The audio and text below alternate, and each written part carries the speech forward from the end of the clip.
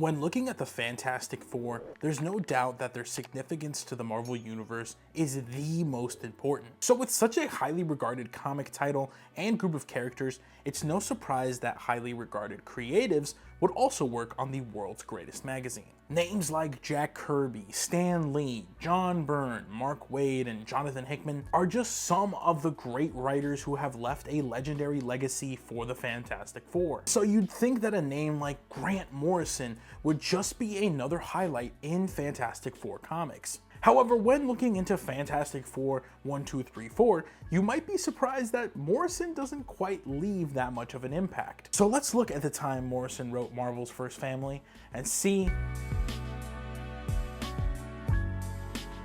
The year is 1998, and Marvel Knights, a Marvel imprint, is born. An imprint that was made to feel less connected to previous continuity and long arcs, as well as aiming to focus on more low-profile characters like Daredevil, Punisher, and Black Panther, among others. The imprint also came off a bit more mature, dark, and real. This era of Marvel seemed to follow a trend of these more serious and edgy comics. Fast forward to 2001, and the Fantastic Four are given a 4-issue miniseries under the Marvel Knights imprint. On art would be Jae Lee, an artist who was synonymous with Marvel Knights and would find a good amount of success winning 2 Eisners under that imprint. So it was a perfect fit to have Lee on the book, as fans loved his style. An art style of darker tones, heavier shadows, and gloomy backgrounds could get fans excited for a very different and very serious Fantastic Four. And obviously the whole point of this video, the writer on this title would be industry superstar Grant Morrison. Now personally, I think Morrison on paper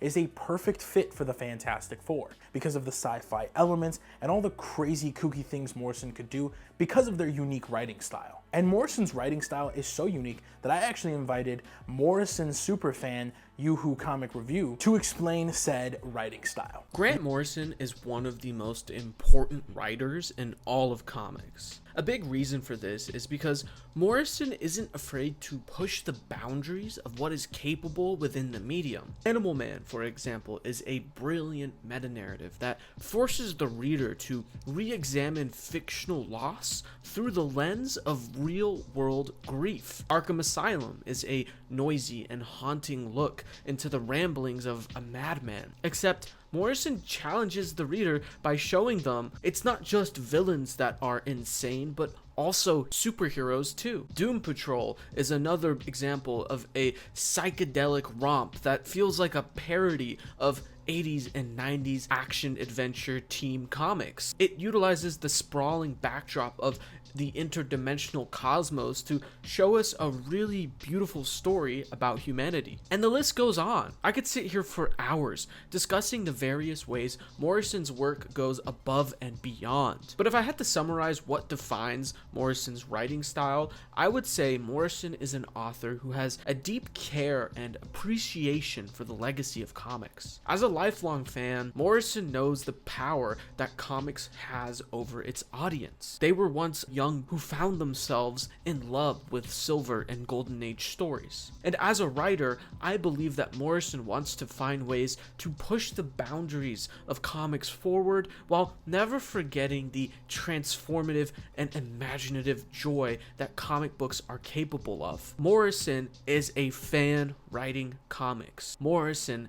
cares about comics. And it's very rare that you find an author with this much passion who also strives to reinvent what is capable within the medium with every single news story they put out. And while sometimes it works and sometimes it doesn't, it's bold, it's ambitious, and it deserves respect. And that's, to me, what makes Morrison's writing style one of the most unique in all of comics. So with all that in mind, it seems like fans were set up for one of the most interesting and unique Fantastic Four comics due to the talent of Morrison and Lee. And although on the art side, Lee would completely deliver, Morrison would deliver a story that, although intriguing, felt messy and poor paced, and ultimately just didn't feel fantastic. The premise of the book shows the Fantastic Four being picked off one by one by Dr. Doom, leading to the eventual one-on-one battle of Dr. Doom and Mr. Fantastic. I like the approach Morrison went with Doom, having a plan to deal with each member. Doom handles the thing himself by doing the one thing that Mr. Fantastic can't seem to do or won't do, and turns the thing back into Ben Grimm. This leads to Ben being hurt right away, as he's not the big rock brute. From there, he uses the help of Namor and Mole Man to take down the Human Torch and Invisible Woman. Morrison utilizes the historic mutual affection that Namor and Sue have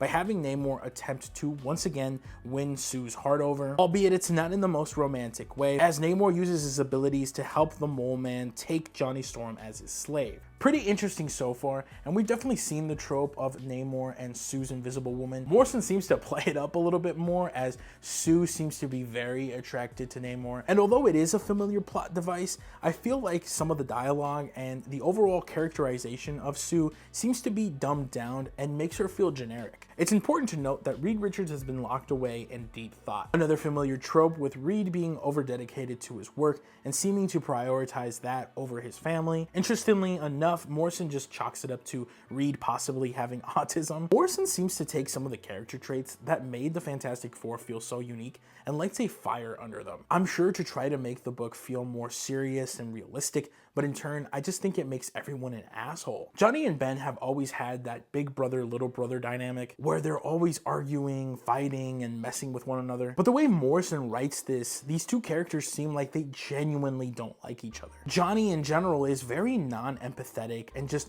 playing into the whole I'm cool guy, to the point where he doesn't even care if he gives his date third-degree burns. And for Ben, he is beyond miserable, obviously sad about his condition, and even though he has a relationship with Alicia, who reassures him and loves him no matter what, he hates the man he is and has not 1 ounce of positivity. However, this all plays into the plot, as Mr. Fantastic would find out Doom was using the Prime Mover, a device created by Doom that debuted in Strange Tales 167. This was supposed to be the reason for everyone's normal human-natured flaws becoming amplified toxic traits. Now, I'm not gonna lie, I think this plot point really helps Morrison's case for writing the characters this way and shows the real potential of how great Morrison's Fantastic Four can be. However, that doesn't take away from the dragging and inconsistent pacing, the lackluster climax battle, and overall the Deus Machina's ending. I feel like Morrison could have benefited from a longer series or just an ongoing comic to really flesh out their ideas and concepts. The characters just didn't seem like the familiar Fantastic Four,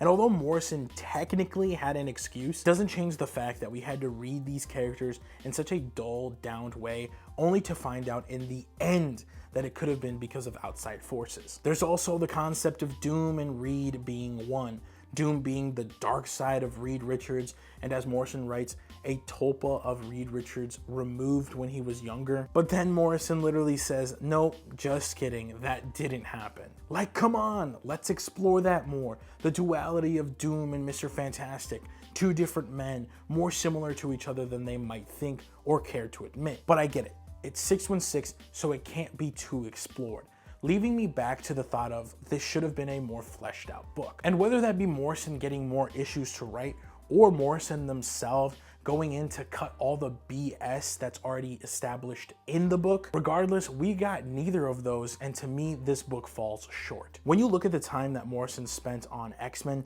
which was happening at the same time they were writing this miniseries, Morrison excels with powered beings rooted in sci-fi and fantasy. The Fantastic Four have such a vast cast and world within themselves that could have benefited from a psychological and psychedelic adventure comic. Instead though, we get what feels like a worse prototype version of the Ultimate Fantastic Four. And although Jae Lee's artwork is amazing, giving us the perfect dark tone and cool design concepts for the Fantastic Four, Morrison just seems to lack the passion, so the book just can't be saved. I'm sure there's a lot of things that editorial had to be involved in, but also Morrison has written short stories. I think of a book like We 3. And Morrison does know how to tap into more grounded stories while still adding all that craziness that they love to do. It's still definitely one of the most intriguing Fantastic Four books. I definitely would recommend it for the artwork, but for the writing, it is kind of bland and not Morrison's best. But what do you guys think of Fantastic Four 1, 2, 3, 4? Are you a fan? Do you like Morrison's writing typically? Do you feel like this is on brand for Morrison? And what did everybody think of the Fantastic Four movie now that that's finally out? Did you enjoy it? Let me know down below. Thanks so much for watching. Subscribe for more.